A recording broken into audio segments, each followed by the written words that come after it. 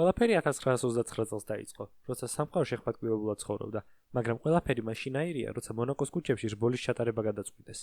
თავიდან გადაწყვეტილება კარგი იყო, ყველამ ხეირი ნახა. ძვირიანი ავტომობილები, შამპანური, ბევრი ფული და ლამაზი ქალბატონები. რამ უნდა გააფუჭოს ეს იდილია? არაფერმა. დიახ, 100 წელი გავიდა და საერთოდ არაფერი შეცვლილა. თითქმის იგივე ტრასის კონფიგურაცია, უფრო ძვირიანი ავტომობილები, უფრო მეტი ფული და უფრო მეტი თხლაჩაცმული ქალბატონი. დღეს კი ვისაუბრებთ იმ სწრაფად მზარდ მეტასტაზებზე, რასაც საქალაქო ტრასები ქვია ფორმულა 1-ში. აქ საუბარი მხოლოდ მონაკოზე არ მოხს. არავისთვის უცნობი ფაქტი არ იქნება ის, რომ საქალაქო გრან-პრი იმართება ქალაქში, რომელიც გაცილებით მეტ ფულს უტოვებს Liberty Media-ს, ვიდრე რამოდენიმე მათთვის მოსაწყენი რბოლა ერთად. თქვენი არ ვიცი, მაგრამ პირადად ჩემთვის ტრასა იმით ფასობს, თუ რამდენად აძლევს კონფიგურაცია პილოტებს საბურავში რბოლის საშუალებას. განსხვავებული საბოლოო ხაზის არჩევა გადასტრებისას, ტრაექტორიის გადაჯვარედინებები, ტრასის ფარგლებს გარეთ მოწინააღმდეგის გადაგდება, ხოლო ზემოთ ჩამოთვლილი სიიდან საქალაქო რბოლაზე ნებისმიერის გაკეთებას თუ ესწრებით, დიდი ალბათობით კედლიდან გამოსაძრობი გახდებით. მხოლოდ მონაკოს რომ არ ჩავაცივდე, გეტყვით, რომ 2022 წელს სინგაპურში, ტრასაზე, რომელიც გაცილებით დიდი და განიერია მონაკოზე, პირველი 10 წლის შემდეგ მხოლოდ 2 გადასტრება ვიხილეთ.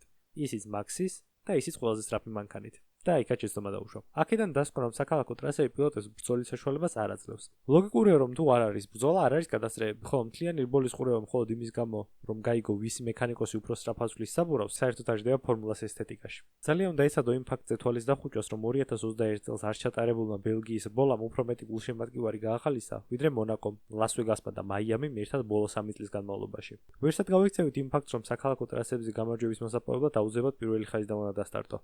უმჯობესია პოულიდან, მაგრამ თუ შენ წინ ლანდუა მეორედანაც გაქვს შანსი, თუ რა თქმა უნდა მონაკო არა. 2010 წლიდან მოყოლებული, მას შემდეგ რაც ბოლიდები და თქვენი ღიბები ერთნაირი ტემპით გაიზარდა, მონაკოს ბოლების 70% პოლ პოზიციის ავტორმა ხელიდან არ გაუშვა.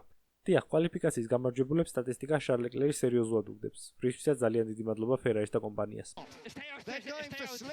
დღევანდელი საქალაქო ტრასები მეტნაკლებად ერთმანეთის გადამღერებული ვერსიებია. გრძელი სწორი მონაკვეთები იმისათვის, რომ დაიბომბის ხარჯზე მაინც მოიგო პოზიცია.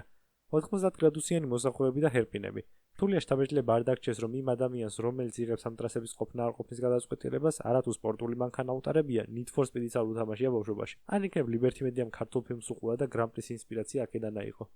თუ უკეთესი ვერსია გაქვთ ღურის კონფიგურაციის ტრასა, რა ჯანდაბად გვინდა ლას-ვეგასში, სიამოვნებით მოგისმენთ. სტრატეგიული გადაწყვეტილებების სპორტს რომ ალამაზებს, ეს ფაქტი ახალი არაა. ტრასის გარეთ მოგებული პოზიციები, განსხვავებული პისტოპის სტრატეგიები, თანაგუნდელის ფარად გამოყენება და ასე შემდეგ. ეს ყველაფერი თავდაყირად გება ვიწრო ქუჩებში. ყველა პილოტი მეტნაკლებად ტექნიკას უფრთხილდება. ამის ნათელი მაგალითია ის, რომ ბოლო დეკადაში უსაფრთხოების მანქანის ტრასაზე გამოსვლის ალბათობა გაცილებით შემცირებულია. წინა მანქანას ვერ ასწრებ, ისიც უსაფრთხოდ მიკატავს და გადის ასე წრეები. კი ვიტყოდი გუნდებს მონაკოში სტრატეგიების მაგივრად ტაროს კარტის გამშლელები უნდა ესწრეთ გარაჟებში თქო. მაგრამ ეს მკითხავები მართლა რამეს რომ აკეთებდნენ ნინუშკალის ენკოლობად გაუშლიდა თავის თავს კარტს, სანამ მოძალადე მოკფრო ვიღაცას გაიჩენდა. დედამ უნდა აირჩიოს თავისი შვილისთვის სახელი. უფრო ხშირია ნიუსები, რის მიხედვითაც ახალი ტრასები კონტრაქტს ახანგრძლივებენ ფორმულა 1-თან. მაიამი 51-მდე, აუშენებელი მადრიდი 2036 წლამდე. თითოეული ეს ტრასა 50-დან 60 მილიონამდე იხდის, მხოლოდ იმისათვის, რომ რბოლები მიიღოს. ბაქო წელიწადში 57 მილიონამდე იხდის. სწორედ ესაა იმის მიზეზი, რის გამოც ქართულ გულშემატკივარს იგივე ფასად შეუძლია თითქმის ნებისმიერ ევროპულ ეტაპს დაესწროს და არა ალიევის ეზოში გამართულ რბოლას.